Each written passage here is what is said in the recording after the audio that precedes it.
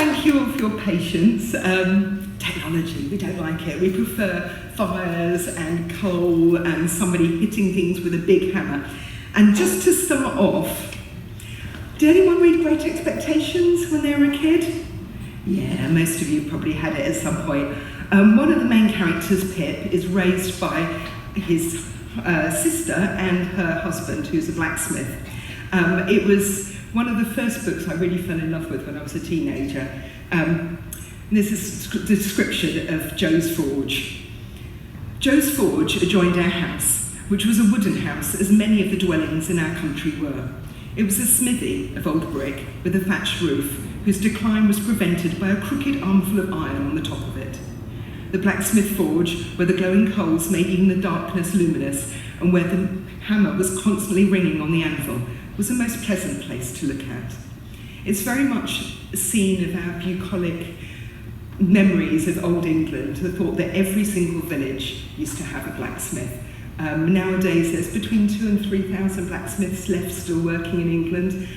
We're very lucky to have those, because at one point it looked like we weren't going to have many at all, but it seems to be reviving a little bit.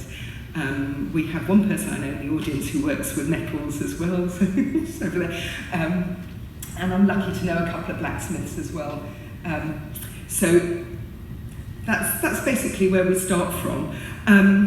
I'm going to go to my next slide. So basically this is iron we're talking about, and the Iron Age. We seem to have an idea that there is one date for an Iron Age, but actually the date for the Iron Age changed quite a lot. So if we look here, Africa, 2000 BC, they were the first to work out how to create iron. Southeast Asia, 1200 BC. Mediterranean, again, 1200 BC. North Europe, we didn't get there till 500 BC. The Americas didn't get there till 1600 AD. They only got iron production when the Europeans got there, similar with Australia.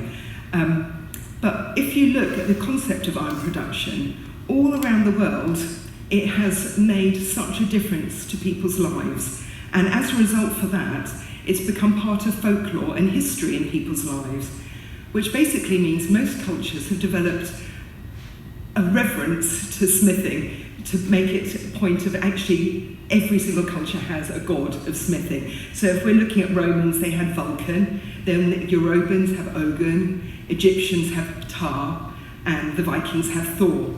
If you go down to the exhibition downstairs, you'll see a tiny little hammer, and it's a Thor's hammer, which was left by one of the Vikings, and it's actually in our exhibition here. So the gods of blacksmithing have found their way into this building as well, which is quite lovely. If we go to the next slide, we can see more gods. We've got Yuan-gu of China, we've got Vishwakarma of India, Kagutsuchi from Japan, and Hephaestus from Greece. Hephaestus has a quite amazing array of artworks dedicated to him, because he was very much revered in Greece. I particularly love this one, which shows Hephaestus creating and presenting Achilles' armour. So Achilles was the greatest ancient Greek war hero, and you can see him there on the left there with the helmet. You can see his hammer there and the forge in front of him, and on the right you can see him with presenting those. I think he's presenting them to Minerva there. Anyway, so this is Hephaestus presenting armour. So why is iron such an amazing material? Well, I'm not a physicist. There's an awful lot of physical properties which are appropriate to iron, which is why it is such an amazing material. But I'm going to talk about two, which is basically cast iron versus wrought iron, and its use in Britain. So wrought iron is the original iron that we've been using from about 500 BC to present. It's made up of 0.1% carbon, 0.1% impurities, 2% slag, and the rest is iron, Fe. Cast iron, it's got a bit more carbon, a little bit more silicon, and manganese. So wrought iron is what the blacksmiths make. It's very strong, which means you can use it for anything that you need to be resilient and tough. It's not brittle. You can bash it about and it won't split. And it's pretty rust resistant. I mean, it will rust given in time and damp environments, but it is fairly good at resisting rust. It is expensive to make, sadly, and it needs skilled labour. So typical uses that we think of for the average wrought iron horseshoes. Still to this day, a lot of people ride horses. Horses need shoeing roughly 2 months, 3 months for shoes. Knife blades, anything sharp with a blade. Garden furniture, your wrought iron, tables and chairs, railings, gates, balconies, that kind of thing. Cast iron, on the other hand, we've only really been using it from about 1850 onwards. The technology wasn't really available before that. It's very hard again, it's cheap to produce. You can form a mould, you can pour your molten metal into the mould, which means you can make exact copies. So it also retains heat very well, and it's very good at damping vibrations, so it's good in car engines. It's useful for fireplaces and grates, so if any of you have got a nice fireplace, that's what it will be made of. In cars, it makes gearboxes, engine blocks, decorative supports, and good old cast iron cooking pans, which are actually making a bit of a comeback nowadays because everyone's worried about not having enough iron in their diet, and apparently if you have a cast iron cooking pan, it keeps your iron in your diet at the right levels. And do you remember I said most things on the tables here are made of wrought iron? And they are, it's all wrought iron, except for, I'm going to have to project now, this rather horrible gun, which is made out of cast iron. It's a replica, it can't actually shoot anybody, that's why I'm allowed to own it. And I think that's pretty much it. Yeah, that's pretty much it on the cast iron front. Everything else is wrought iron, which means somebody has lovingly made it. If I go over to the next, this chap here, his name's Will Sherman. He is a blacksmith down in Dorset, and he's a really lovely chap. I got to know him when I found a Norman arrowhead, and he very kindly made a replica. I'll tell you more about that later. So that's him in his forge down in Dorset. And if I go to the next one, oops, sorry. That's his indoor forge. That's his portable forge. So this is a rather useful thing to know about forging metal. It's lovely to have a village forge where you can take your horses to be shod, or you can commission the blacksmith to make work there. But a lot of uses have not always been around a village. Quite often you need to be able to make your metal where you are. And the actual interesting thing about this is you can move a forge, you can have a portable forge, it can be moved from one location to another. And this is actually really, really useful for anyone in the army. If you've got an army camp, you need to be able to fix your armour, you need to be able to shoe the horses in the cavalry, all sorts of tools that you need to make need to be done by a blacksmith, so you would have a mobile forge. Also navy, on board ships, even though they're all made of wood, they would have had a forge that on the ship, probably just metal sheets for it to stand on, but you would have had a forge, because on board ship you need to repair all the weapons that people are using on board the ship, any tools, any bits of ironwork on the ship need to be fixed, repaired, rebuilt. So that's why you would have to have a smith on board the ship. And they're called a shipsmith, not a blacksmith, when they're on board a ship, which I thought was quite a nice little factoid. London is particularly good for us mudlarks. So the reason I have all these items is because I've gone down on the River Thames, rummaged around in the mud and found various items that I've brought home. These items have been lurking in this mud for about 2,000 years, since the Roman days, some later, some older. Currently, if you look at London, our site is not that dissimilar from where the original Roman London was. Our London Bridge is pretty much where their first bridge was, and they built their bridge exactly in the narrowest part of the river, where it was still deep enough to allow navigation, so ships could come from the continent all the way up the River Thames into central London to bring pottery from France, oil from Spain, wine from Italy, building materials from the whole empire. And when the Romans had finished with us and buggered off back to Rome, we had Vikings, Saxons, Normans, Tudors, Georgians, etc., and they have all left their items, their iron items, in the river for me, luckily, to find. You're going to have to excuse me for one moment. I've got a stinking cold, I need to blow my nose. Sorry. Away from the microphone, because that would not be good for your ears. Apologies. Right, back to Old London. So now we're looking around Tudor times here. So this is how London looked around Tudor times, and you're starting to see how useful the river was for all the businesses that would have been around it. You'd have had every business that needed water. And the River Thames obviously is a massive, great big supply of water. It's also a supply of materials, so anything that needs burning, coal can come down there. Any other materials, straw, hay, etc. can come down the river. Businesses that would have, and trades that would have worked on the River Thames would include potteries, butchers, tanneries, sugar and oil refineries, fisheries, windmills, market gardens. Every single one of these needs iron tools, water and transport. So Old London Town is an amazing little area that just has all these items 28 miles from the sea. Everything can come down a navigable channel into central London. It's why the city has survived so long. Of course, we had one bridge. From Roman days until 1831, we had one bridge. Romans had their bridge, we had Old London Bridge, there was a wooden one before the stone one. This stone one, 1209 to 1831. If you haven't got bridges and you want to get from one side of the river to the other side of the river, you're going to need boats. And boats were the lifeblood of London, they really were.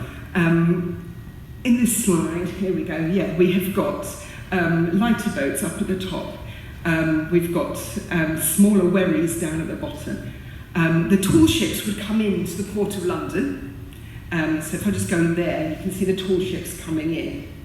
And then you can see the lighter ships, they're kind of like medium-sized ships called lighters. And the tall ships would unload stuff onto the lighter ships in the Pool of London where it was very deep. And then the lighter ships could take them further into London. I'm just going to go back to this slide. The little boats down at the bottom are the wherries. So I'm actually going to go and bounce around and show you some items. Now I'm in mid-flow. So from our lighters and wherries, these are the boat hooks. I'm just going to have to project it, so ignore me for a bit. Don't ignore me, listen. Sorry. Yeah, these are boat hooks. So every time you had one of these wherries or lighters, and you're jostling in amongst all the other boats on the Thames, and it would be quite difficult. There were hundreds of these little vessels all trying to navigate the same area of water. Every single boatman would have one of these boat hooks on his boat. They're very, very useful. You can use them to push other boats away. You can use to pull yourself into one of the jetties. There's also something that you might not know. If you were a waterman, Thames waterman, you could actually earn money by retrieving dead bodies, and you would take them into the police. You would pick them up using your boat hook, pull them in, and you would actually earn a small sum of money. It was quite an unpopular thing to do, unfortunately, because if the man was found with no money in his pockets, the lighterman had to prove that he hadn't stolen from the corpse, which could get him in trouble. So that's why they had to give a reward, so people had to assume that the reward was worth it. So it was quite tricky, but they did actually earn money by breaking in dead bodies. There were actually quite a lot of people died, falling off boats, drowning, drunks falling off the side. There was a lovely chap found near Millwall a few years ago who was called Long Boots. I don't know if you remember hearing about him. They think he fell over the Thames Wall into the deep Martin Browns, and that was probably about 400 or 500 years ago, and his body was recently found still wearing his long boots. So there were a lot of bodies in the Thames, and they were quite useful. I have got one of these, which is a boat hook that I haven't bothered to preserve yet, or just haven't got around to it. It's actually quite a nice one. I just thought I can pass that round. Well, actually, no, we have a look at it afterwards. Yeah, but I won't pass it around. This shows you kind of how encrusted a lot of the iron that we find on the Thames is. So it's all looking quite pretty here. It's not looking this pretty when I find it. It's normally, apart from the mud and sewage that's on the top of it, it's normally covered with quite a thick layer of incrustations that need to be removed and preserved. More about that later. Anyway, that's boat hooks. also would have a little bit of fun on the river, so I'm going to just bypass that one. This is Lucy Pocock, winning the Thames Sculling Championship in 1906. The reason I've put her up here is because I only a few weeks ago found this piece, which is absolutely beautiful. And if you can see that, it's the rowlock. So it's this piece here. You can still see the wooden carving there. And it was found right by one of the Thames rowing clubs.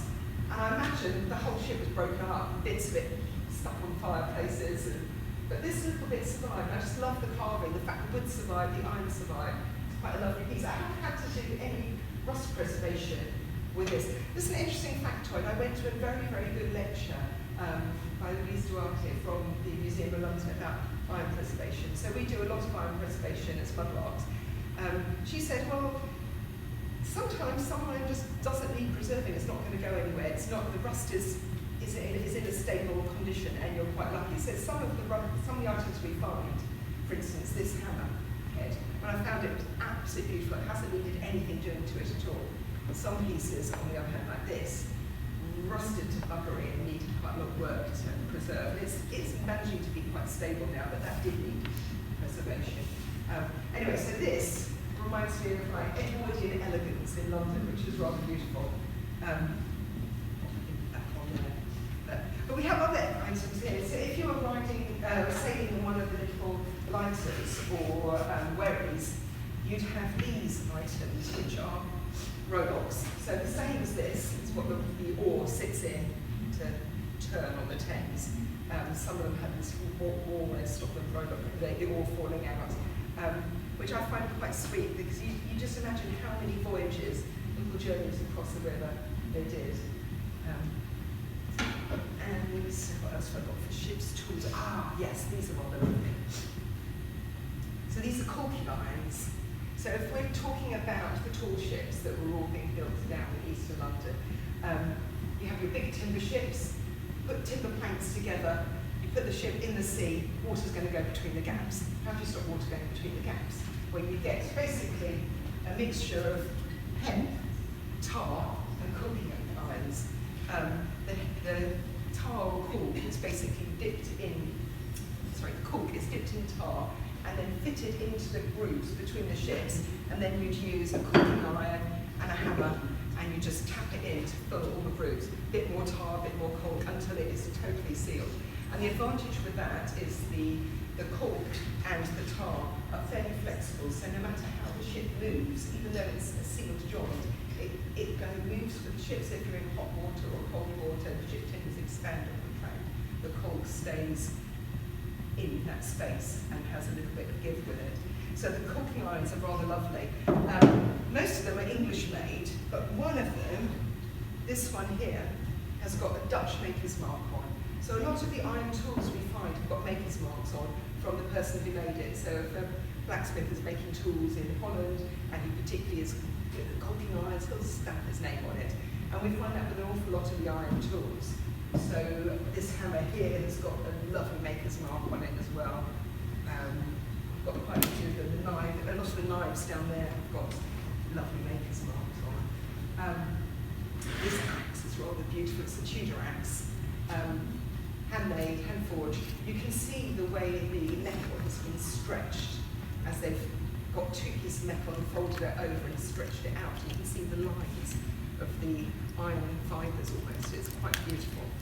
The other thing that's really particularly beautiful about this one is the blacksmith has bothered to make a pretty wavy line around the working end. I mean, we just wouldn't get that nowadays. Somebody makes a tool, they make a tool, they use it, you know. But this is the blacksmith who made this wanted his irons to be, his iron work to be pretty as well as functional. And I love that. Just seems just rather wonderful. Nip back over here. Right, Riverside London, wharves, trade and thievery. So you have London with all these trades, all these materials being brought in from around the world, valuable material. One of the items I've got downstairs in the exhibition is a piece of tobacco. It's about that big, It's a bit of rope tobacco. It would have been worth its weight in gold at that time. Really, really valuable. The reason I think I've got it, it's about the size of your forearm, the length of it. I think it has been cut off in a warehouse somewhere. Somebody shoved it under their sleeve and tried to steal it. And as they've tried to escape from the area, they've possibly seen a security guard or something and thought, oh crikey, not worth my neck, I'm going to get rid of it. And they've chucked it over into the Thames. Anaerobic mud has preserved its organic material and it's survived. But this was a massive problem in London at the time. There was so much theft. If you look at this very building, I mean, if you look just over there, look at the windows, wrought iron, great big spikes. They're trying to stop people from stealing. These dock buildings here were built specifically to protect goods coming into London. That's the same all over London. Our Metropolitan Police starts from the River Police in London. We only had police because they wanted to stop people stealing goods. So thievery, massive, massive problem. If we look over here, you find an awful lot of these padlocks on the River Thames. Here's one that hasn't been cleaned, which just gives you an idea of how awful concretions can be and what bugger they are to get rid of. But yeah, we find an awful lot of these. There's an awful lot of prevention from theft. We find chains, padlocks, lots of locks and bolts. It's the crate lever for getting into your crates. If you've ripped open a sack, afterwards somebody's going to have to sew it up. So this is a Hessian sack needle for sewing up the cloth. Lots and lots in this box here. I've got some absolutely beautiful keys and padlocks. Here. So this is a half barrel padlock, and this is a barrel padlock, and this is a half padlock. And this is another barrel padlock made out of icing sugar for Graham's birthday cake. Yeah, Graham, just wanted to say, is the absolute master of anything to do with metal. I've preserved a good chunk of this. He's preserved a good chunk as well. I've been doing metal for about 10 years, but during COVID I got very, very poorly, and I ended up having the bucket of hell in the garden, which is where you find something of iron, you bring it home, you think, I'm going to restore that, but when you've got really bad long COVID, you're lying on your sofa going, no, it's not happening. So anyway, I had this big bucket of hell, and Graham was an absolute angel. He volunteered to do a whole load. So he did most of my padlocks and quite a few other tools as well. So thank you to Graham. And as you know, he's also incredibly kind. He's done many people's knives and blades, and he's done a few of my knives as well, which is beautiful. So yeah, so this was one of his birthday cakes. I made him a padlock out of icing sugar. So yeah, it's not, it doesn't taste good. So yeah, when I was looking at one of the padlocks, this is one I did, so this is before I even met Graham. So this one, when I cleaned it all up, on the back, it's called W, M and A Quinney from London. And the lovely thing about having a name on a padlock is you can then research who the people are. I discovered that W.M.A. Quinney were a family that lived in Rotherhithe, and they made nails. Big nails, medium-sized nails. They were masters of nail building. Had 2 warehouses down in Rotherhithe. I'm just going to tap over here. This is the Quinney family. So Mary, Isaac, Rebecca, Alfred, William Senior of the padlock, and Maria, Elizabeth and Jane. The wife, I think, looks terrifying. I wouldn't argue with her. If you notice something about their face, actually having this picture I think is just wonderful. So this is 1858, so it's quite early photography. And if you look at their cheeks, can you notice something about their cheeks? Yeah, they all look like hamsters. They're all absolutely puffy little. Basically, this is around the time Queen Victoria was really into having family portraits. And there's a family portrait of Queen Victoria with Albert and the children. And Queen Victoria and all the children, Albert, have all got these really huge puffy cheeks. Basically, at that time, photographers were saying, you need to hold still while we take the photograph. So hold your breath. Now, that's a slight problem. If you hold your breath and nobody tells you to have your mouth open, as you gradually release breath, your eyes pop up, and they just look hilarious. But seeing the fact that this little working class family from Rotherhithe were trying to emulate the Queen of England at the time with their little puffy cheeks, I just find it's quite wonderful. This is the joy of photography. You can actually go and see the faces of people whose objects you're holding. So William Quinney would have put that padlock on front of one of his warehouses to stop people from thieving his valuable nails. You can see him in the trades directory here. So William Quinney, Matthew and Alfred, 15, 17 and 19 Paradise Street. If you go to Paradise Street now, there's not much of it left. It got bombed horrendously in the war. Mostly modern blocks there now. But there you go, our friendly Londoners from 1858. So of course we've got all the ships being built and broken in the Thames, which I've talked about a little bit. But the other thing we have to take into account is when you've built your ships and you've brought your goods in and you've got all your stuff in warehouses and you've got your stuff on your lighters and your stuff is being moved around London, how are you going to get it from the side of the river out? Well, this is where we come to my next favourite. But before I talk about it, sorry, I have to do it. I do apologise. The horses. Now, I absolutely love horses. My first memory of a blacksmith forge was Exmoor. As a kid growing up, I used to ride horses. They had a blacksmith forge in the village, and a travelling blacksmith used to come to the stables and shoot the horses there. So I've always loved horses. When I was a kid growing up in London, we used to have the rag and dustman coming up our street, and he'd have a horse and carts, and any old iron was the cry. London ran on horsepower. The horses were the engines of London. So if I come over here, over here, we've got evidence of the horseshoes. Absolutely massive, great big horseshoes from good old London town. These are all Industrial Revolution horseshoes, which we have quite a lot of.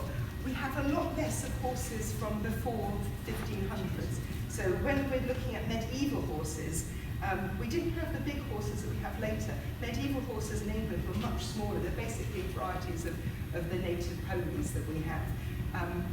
So occasionally, if you're bloody lucky, you'll find one of these, which is, they're called the Guildhall horseshoes. This is about 12th century, and it shows how much smaller horses were. This is something, you wouldn't think a whole species of animal would change on an island, but it did. Around that time, the horses were smaller. And then we got to import Belgian draft horses, French horses. Eventually, we got the race horses from the Arab countries coming in as well. But I find this wonderful to find. The other thing I've got on here, in fact, actually over here, so this hemp fender, when I cleaned that, I found that, why is that here? Well, inside is horsehair. So it was, the horses were so common in London that when they died, this huge, great big carcass has to be dealt with, and you can't afford to waste it. You have to use every bit. The hooves and the bones were used for glue. The hair, mane and tail, was used for mattress stuffings. Even the inside of the fender, when I had a look, when I was cleaning it out, I found the whole of the inside was stuffed with horsehair. So there's this amazing amount of material that gets reused. We were in a society where everything was valuable. The piss in your pot was valuable and had to be reused. Literally everything. We are such a wasteful society now, we don't realise how much we waste and how little we reuse. And the Victorians did reuse it. Interestingly enough, I found quite a lot of horsehair on the foreshore ropes. What we don't find is horsehair post-1918, because so many horses went to France for World War II and basically never came back. We never had that horse culture again after that period. So many died, cars came into fashion, we had more canal boats, we had more trains, and the horses were used less. They still were around, like my rag and bone man, but not to the amount they were in Victorian times. Another item I have got just over here, where is it? Here. absolutely beautiful, beautiful heavy iron butcher's cleaver. So this was actually found in Deptford, so near where the Royal Navy Victualling Yard was. So this was used probably around Tudor times to cut and prepare meat for ships. So the animals would be butchered, meat would have been cut, chopped up, salted, dried, and sent off around the world on the tall ships, which was why they had that there. When I found this, I was with a load of mudlarks, and it was all crusted and looked a bit ugly, and I was so excited to find this, and they were all, what do you want to look for? And I took it home, and it's probably one of my favourite bits of ironwork. I absolutely love it. What I particularly love, if you look at it closely, you can see the forgery lines where it's been hammered, and they've given this a more carbon-heavy cutting edge. So this would be less carbon-heavy, this would be more carbon-heavy, so the edge could be sharpened, but the back would be more rigid and stronger. So this is rather wonderful. I've seen that on some of my knife blades as well, if I pop back over here. So this knife, I cleaned that using a very, very light, it didn't have much concretions on it, but I just wanted to take the light bits off, and I used that in a very light acid. And when I took it out of the acid and pulled it out, it left a very, very fine layer of carbon, just literally carbon powder, just along the cutting edge. Of course, that's not going to survive, it got wiped off and cleaned off, but it really showed how the knife was made by a very, very clever blacksmith. This knife was made about 1640 to 1720 as a kitchen knife. It's made in Holland. We know that because these knife handles have been found on shipwrecks all over the world. They've found one shipwreck in Indonesia, another in the Baltic, and they all came from ships that were Dutch in origin. So the handles were made in Holland, they were sent to different parts of the world, and the knife blades were often made in that part of the world. The knife blade on this one looks like a Solingen blade, so the blade was possibly made in Germany, in Solingen, which was their equivalent to Sheffield, to England. That was found in the River Thames. Wooden handle, which was a bugger to preserve. This is one of the things about preservation. If you preserve iron, that's quite easy to do. If you find the iron comes in contact with another material, like wood, or again, wood down there, or leather, sometimes I've got shoe buckles, which are attached to bits of leather still, then you have a double problem, because you're now trying to preserve two materials at once. And the methods for preserving wood or leather are very different to those for preserving iron. So that takes a little bit of practice. With this knife, I actually dismantled the wood, preserved the wood separately, and then rebuilt the whole thing. I had to use some materials, like modern materials, to try and hold it all together again. But I've now got a beautiful example that I can show people, whereas had I left it as found, it would be a crumbling mess in a box.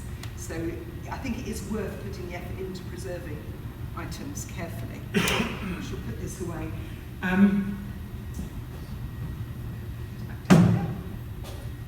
Got slightly distracted there. I do like my horses. Okay, so the next one I'm going to talk about is how long some of our iron has been in the water. I don't have anything Roman iron here to show you. I have got at home a Roman arrowhead, but it wasn't my find. It was found by an older mudlark in the 1980s. It's slightly crumbled, not much of it left, because if you imagine how little this iron is and how it has to survive, and all those edges that can decay, if you've got a big chunk of iron, it's easier for it to survive. But a tiny little piece, it's quite hard, because there's not much iron there, and there's an awful lot of surface area to material.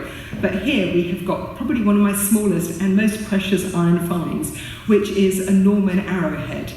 That is just here. So, as you can see, it is absolutely tiny. I found that during lockdown, before long COVID hit. So this was one of my little items that luckily has been quite stable from the day I found it. It hasn't needed anything doing to it at all. I've just kept it in a little pot with some silica gel to keep it dry. Absolutely wonderful. Made about 1,000 to 1,200. When I posted that online, the blacksmith you saw in the first slide, Will Smith, he saw this online and he got in touch with me and he said, Monika, could you make me a mould of that? Oh, okay. So I made him a little mould out of milliput, send it to him. And in the days when the postman was leaving stuff, ringing the bell and running, about a month later, I got the most amazing package, which was this long, thin tube, and opened it up.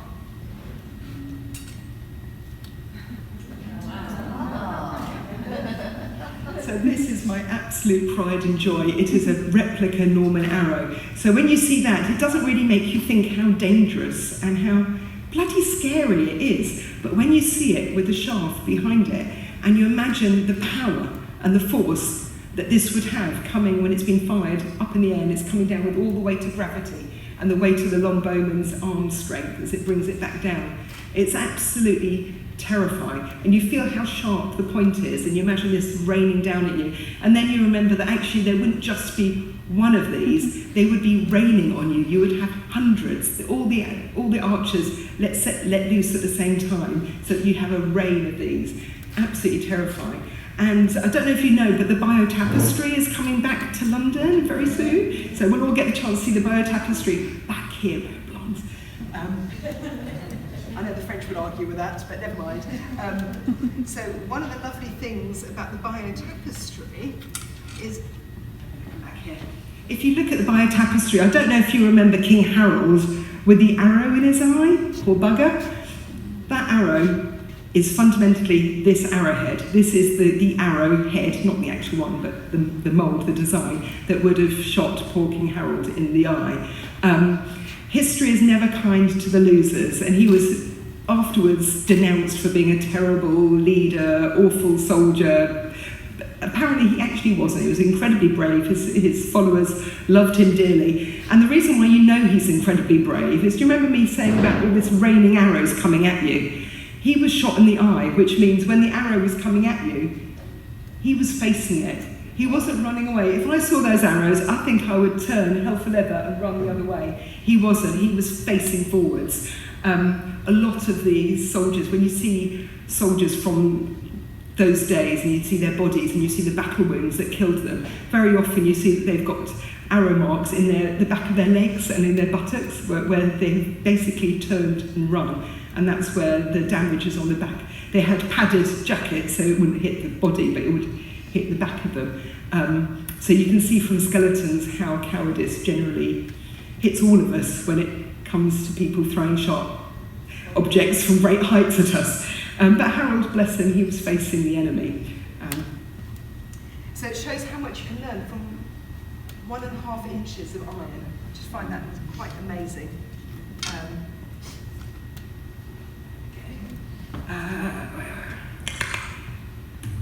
Another sharp, spiky thing that I found, this one I think I found about 6 years ago, over here.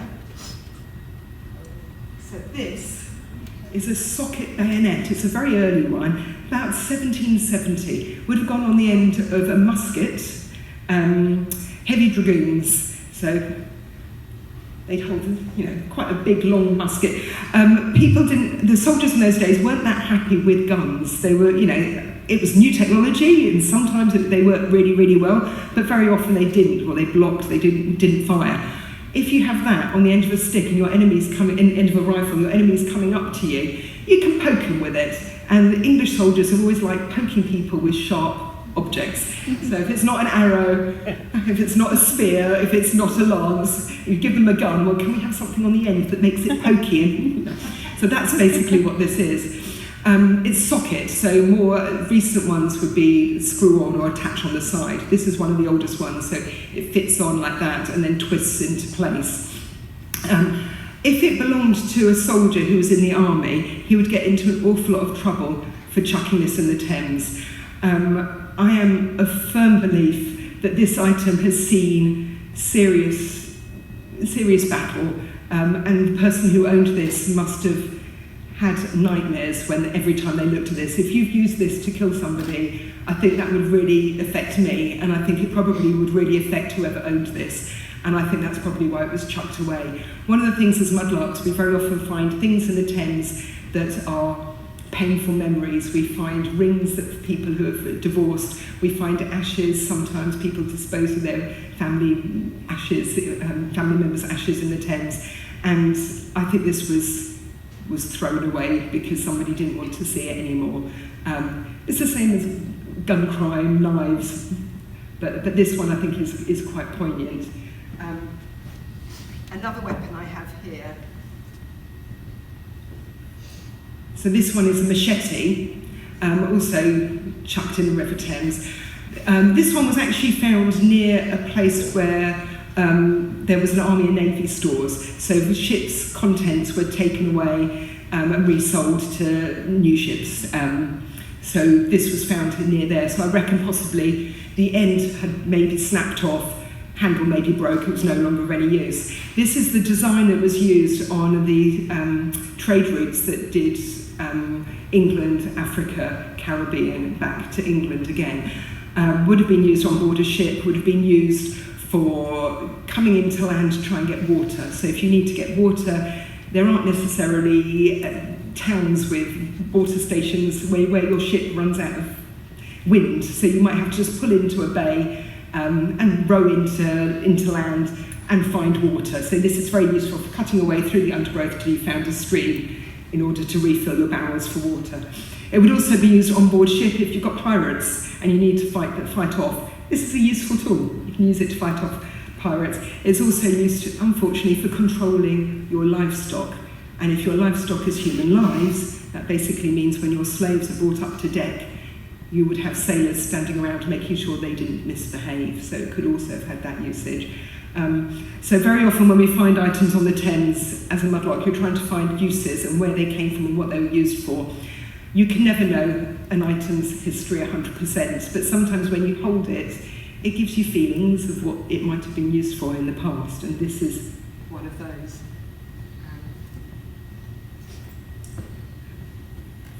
A little bit of fun after that heavy moment. Tom and Jerry, you know you hear boing, same with Tigger, boing. They're the sounds made by a Jew's harp. So Jew's harps have been used since, I think they've been around thousands of years. They're a very, very ancient instrument. All along the trade routes, you can find different cultures will use the Jew's harp. They were very, very popular on docklands, so people quite enjoyed having them. They were small, they fit in your pocket, they could make a bit of rhythm. Somebody sits there with a couple of spoons, got a Jew's harp, somebody else bashes a barrel, and you've got basic music, and somebody can dance a little jig along the side. So Jew's harps are quite fun. So these are the Jew's harps that I have. I've got three here, I think I've got a couple more at home. The one on the left dates to about 1250, which is really actually quite old for a Jew's harp. Just goes to show that if you've got something that works, why change it? You know, the shapes change slightly, but the concept of having a Jew's harp you can slip in your pocket, play at any time, is quite fun. The other thing that is quite useful, next slide, yes I do, next slide, over here. So these are iron striker lights. So used with a flint, hold it in your hand here, bash it over there with a flint like that, and it makes sparks. I'm not going to hit this one too hard because it's quite fragile, I don't want to break it. But this will make sparks if you need to light your brazier, keep warm around the warehouse, you know, you've got your own portable little lighter in those days. You would need a tinder box. So this is a little brass box I bought at a boot fair, and I particularly loved it because it's got evidence of burning. So I think at some point somebody's used this as a little portable tinder box, and I made some char cloth inside. So one of the lovely things that we do from mudlarking is we quite often go down this little side routes of finding out things. So I found out how to make char cloth in order to really understand what using a striker light is all about. So you have a little pot, you put your cloth in there, you light it, the pot has holes in it, you close the lid, and it kind of burns but without oxygen. And then you're left with this cloth that will take a spark really quickly and ignite, so it makes the perfect way of starting a fire.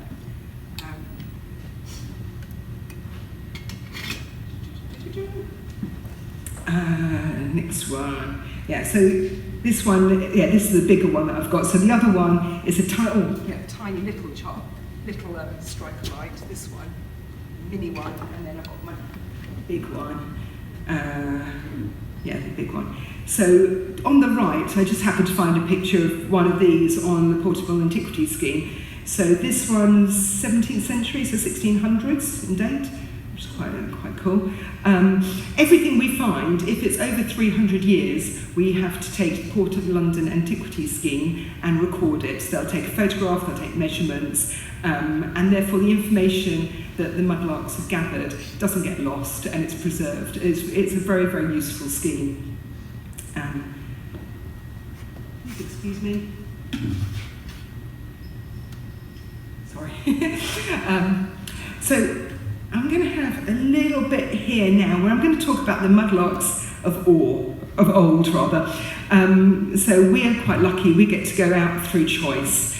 We want to find history. Originally the mudlarks wouldn't have been there out of choice, they'd been there out of necessity. So they're children very often, or older ladies who haven't got any way of supporting themselves. You'd go down to the river, you'd pick up bits of coal, you'd pick up bits of scrap iron, rope, anything that you could sell for a few pennies.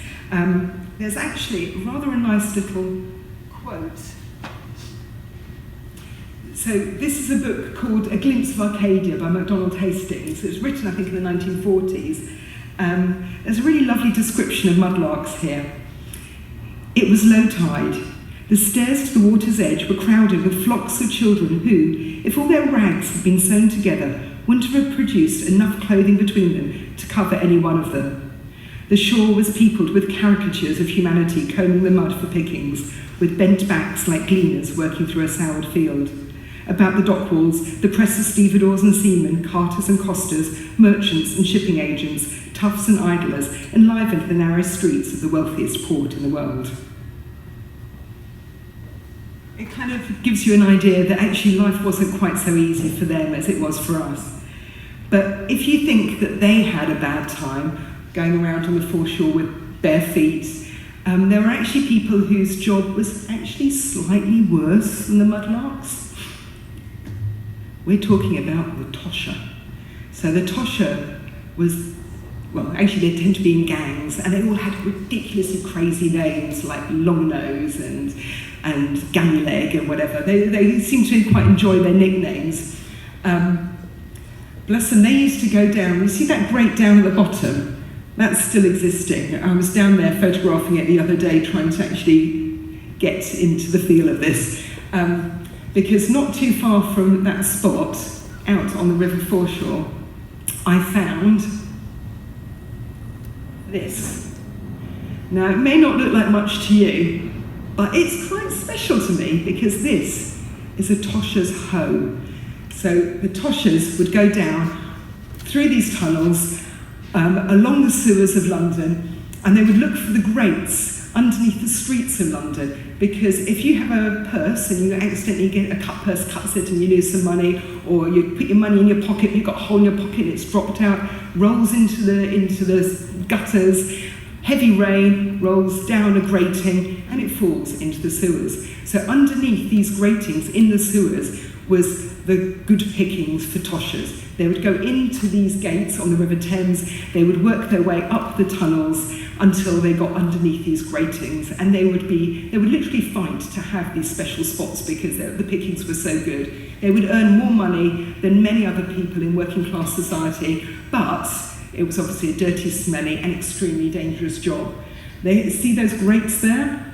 They had to be propped open and held open while people got in there, and if a particular weight of sewage came by, they could prop the gates shut again and trap you on the wrong side of them. And then when the tide comes up, the water is 20 feet above there. So it is quite a terrifying existence. Finding this, the tool is just, it basically would have had a bit more metal down there. The tosher would have used it to pull all sorts of mentionables away from wherever the treasure is, and then he'd have gone in with his bare hands to feel with his fingers for the little bits of coinage and silver and cigarette cases, that kind of thing that they would have found.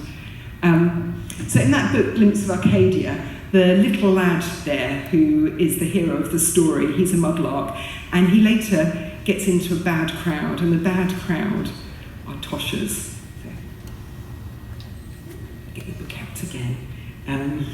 Just find this spot. So, Polly had made canvas trousers and foot slops for Peter to wear.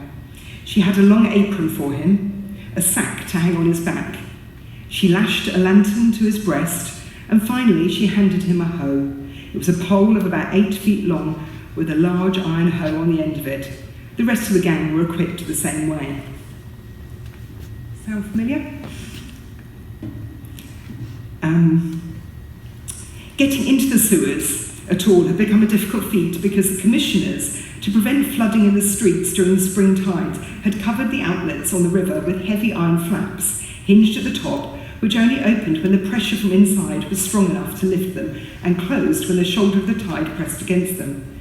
The device had made the illegal forays of the Toshers, who regarded the flaps as a deliberate move to prevent them from scavenging an honest living, more difficult. But to men like Nasty Face, I told you they had good names, it was not impossible. The spoils were rich enough to make the hazards worthwhile. Now, there was a really sad thing. The Toshers' work was dangerous, and in 1840, their jobs were made illegal. It was made illegal to enter the sewer network without permission, and people were offered a £5 reward if they basically told on them. So you heard about the lad having the lamp on the front of him. When they went under the sewers, when they approached a grating, they had to turn their lamp off and then feel their way to the grating, because if somebody up above could spot a light down in the sewer, they could alert the commissioners and they would get their £5 reward and these guys would get arrested. So they would have to do this bit in the semi-darkness just from a little bit of street lighting coming through the gutters, which is quite a bizarre and horrendous thing to learn about.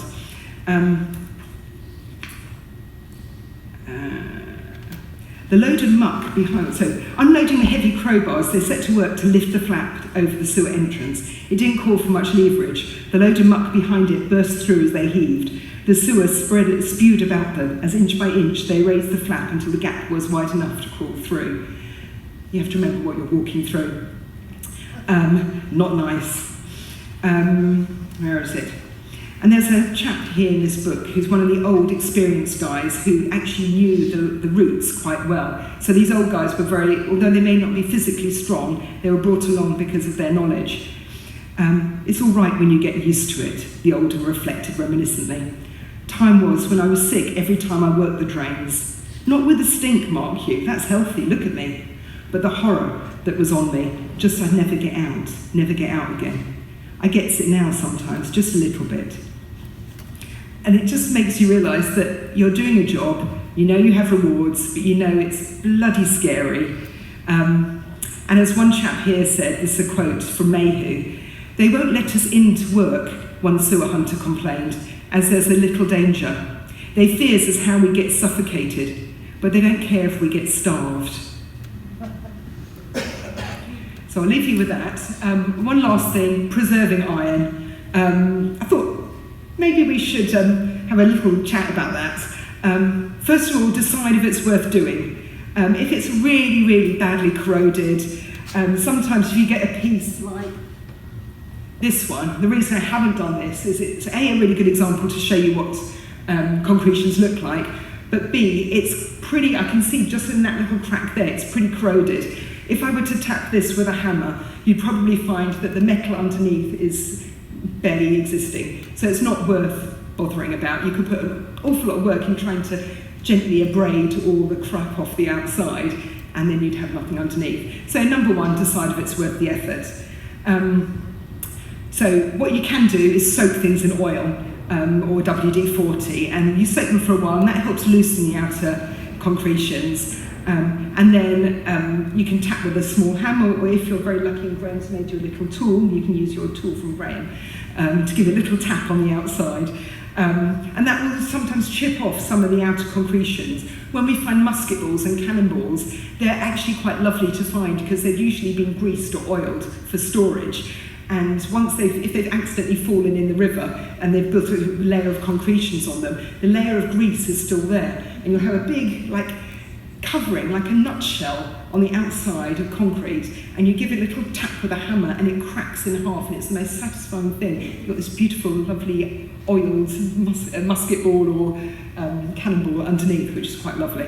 So that's number one, tap. Then you can use various different wire brushes. I have a whole box full of wire brushes, various different grades of wire wool. I also have, for more delicate items, if I'm doing something little like a buckle, then I've got much, much more delicate items. Depending on what it is, I might just use toothpicks and water. So if it's something really, really delicate, over in that tiny little blue one, I've got 15th century shoe buckles, latchet shoe buckles, and I would never use anything hard and abrasive on those. I would just use water and a toothpick, and then dry things out properly. So when all the concretions and traces of rust are removed, dry it. If you can look on the bottom, that's me mid-preserving there. My very tolerant husband has got used to occasionally seeing the oven full of all sorts of metalware, because you need to dry all the water out. And I can see you looking jealous there, because I know you're not allowed to. So you have to dry all the water vapour out, and when all the water vapour is out, then I like to use a hot wax, or some people use oil to finish it and preserve it. And I recently found this beauty, which took 2 of us to dig this one out. If you can imagine that, it's poking out that far from the mud. All of that was down in the mud. Luckily I have a digger's permit, so I'm allowed to dig that deep, but it was a lot of work to get it out. It's rather wonderful. It's a coal shovel. On the side you can see a mark, GGR11. I'm trying to find out what that's from. It's probably a train line. Can't find out the exact name, or if not, it might be a steamship, which is rather lovely. So along with the horses, we had trains taking stuff in and out of London, and steamboats. I forgot to mention, that's a wrench from a steamship. It's from a steam valve engine. But yeah, this was an absolute bucket of cleaning. It took an awful lot of work, but it's come out so nice. I do have a slight problem in that I only live in a 3-bedroom house, family, and I seem to have gathered rather a lot of stuff over the years, which is getting to be a bit of a problem. So if anyone knows a museum that needs an iron supply, I think I might at some point need to branch out. So I'm going to leave it with the smith. A mighty man is he, with large and sinewy hands, and the muscles of his brawny arms are as strong as iron bands. Week in, week out, from morn till night, you can hear his bellows blow. You can hear him swing his heavy sledge with measured beat and slow. And that's Longfellow, the village blacksmith. Thank you to the London Museum for letting us be here. Thank you to all the blacksmiths for all your hard work, because I appreciate every little piece you've made. And if you want to go mudlarking, these are the things you need, and these are the things to watch out for. And that's it from me and the blacksmiths. Thank you.